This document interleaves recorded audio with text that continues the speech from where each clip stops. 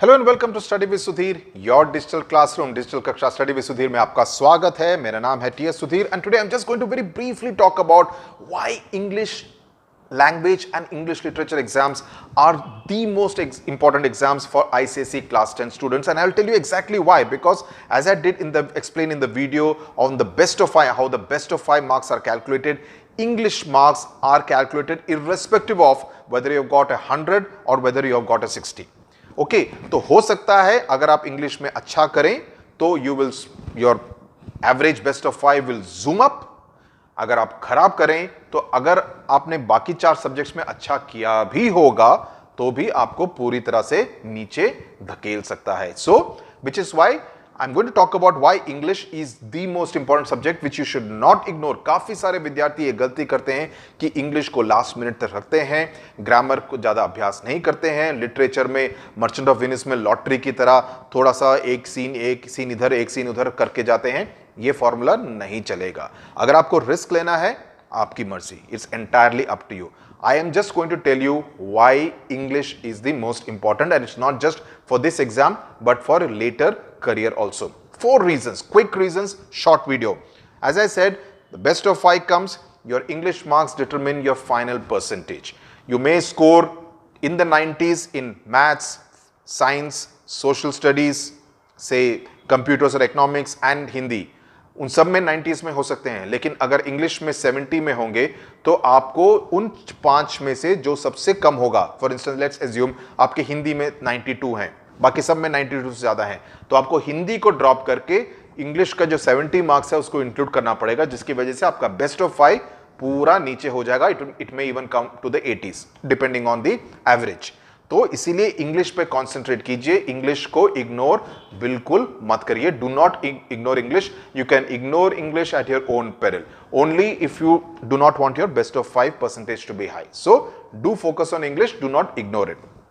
Number 2, 10th class और 12th class के of course more, but even 10th class के English के marks को आगे के करियर में भी देखा जाता है, because increasingly what is happening is that there is a lot of emphasis being placed by firms when they are hiring, और या आपको अब्रॉड जाना हो, on how good your spoken English is. Spoken English को वो कैसे gauge करेंगे?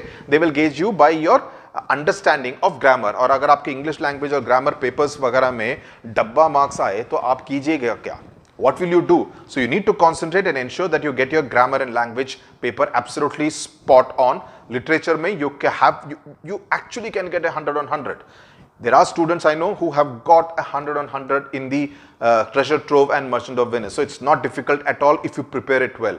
तो आप उस पर concentrate कीजिए, because spoken English में written English, spoken English, जो English में बाहर जो नौकरियों के लिए जाते हैं उसमें टेस्ट किया जाता है। तो even if you are doing a course in से साइकोलॉजी, उसमें भी आपकी अंग्रेजी कहती है, because basically it reflects in your communication skills, कि आप किस तरह से बातचीत कर पाते हैं दूसरों से, उस पर निर्भर करेगा। अगर आप 3 सेंटेंसेस बोलते हैं, वाक्य बोलते हैं अंग्रेजी में, और उसमें से 3 ग्रामेटिकल मिस्टेक्स हैं, सॉरी आपको नौकरी नहीं मिलेगी। तो इसमें भी आपका एक फैक्टर हो सकता है। सो जस्ट इंश्योर आपका बहुत नीचे ना हो, you score reasonably high marks in English also.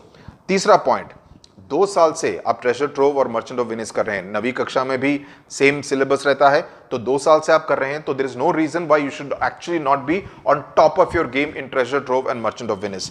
So in fact you should do exceedingly well in the English literature exam. और ग्रामर तो बचपन से ही सीखे जा रहे हैं, तो उसमें इतनी दिक्कत क्या है? ओके, कई विद्यार्थी काफी टेंस हैं ग्रामर को लेके, वर्ब्स को लेके, या कभी कभी थोड़े ट्रिकी सवाल आते हैं, मैं मानता हूं, लेकिन अगर आप अभ्यास करते रहेंगे, if you keep practising, there is no reason at all why you should not do well in the English language paper also. Literature I would actually think you should do well. Do not believe in the lottery system as many other YouTube channels will tell you. I always believe that you should do everything as much as possible. Yes, maybe you could leave out one poem and one story. I'm willing to give you that much of grace mark. But उसके अलावा I think you should try to focus on everything. There are people who say, अरे blue bird बेकार है, horse and two goats बेकार है. According to me, they are 2 of the most fascinating stories in your treasure trove, which has some very good stories. So do not go with a closed mind, because you're talking about people who have written some fantastic literature, and you should consider yourself lucky and fortunate to be able to read and enjoy that kind of literature. मेरा last point, again, the foundation that you base now in 10th class will actually be the basis of how well or how badly you are able to speak English.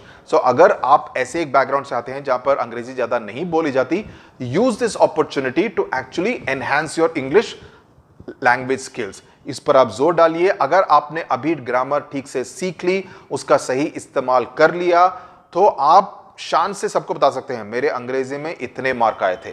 So you can actually speak in English and hold fourth. English is an aspirational language. Let's face it. अभी जो आप English learning institutes में अगर जाएं, there are all kinds of people who come there. People who are courier boys, people who are pizza delivery boys. Everybody wants to learn English. You have the opportunity by going to an ICSE medium board school where they actually focus on high quality English. तो इस मौके का फायदा उठाइए, इसको ignore बिल्कुल मत कीजिए. समझ में आ गई बात? Okay, that's it. Short video आपको सिर्फ ये बताने के लिए कि आप इंग्लिश को maths, physics, chemistry, biology, geography, history सब पे फोकस कीजिए. मैं ये नहीं कर रहा हूं कि अभी 25 दिन अंग्रेजी ही करते रहिए, बट अंग्रेजी को इग्नोर मत कीजिए. कभी भी थोड़ा सा भी टाइम मिल जाए, 10 मिनट मिल जाए, उसमें थोड़े से डू एज डायरेक्टेड कर दीजिए. समझे? डू एज डायरेक्टेड कर दीजिए ताकि आपका अभ्यास कॉन्स्टेंटली होता जाए. Look at it almost like a relaxation exercise which when you are kind of testing yourself. Okay, thank you very much for watching.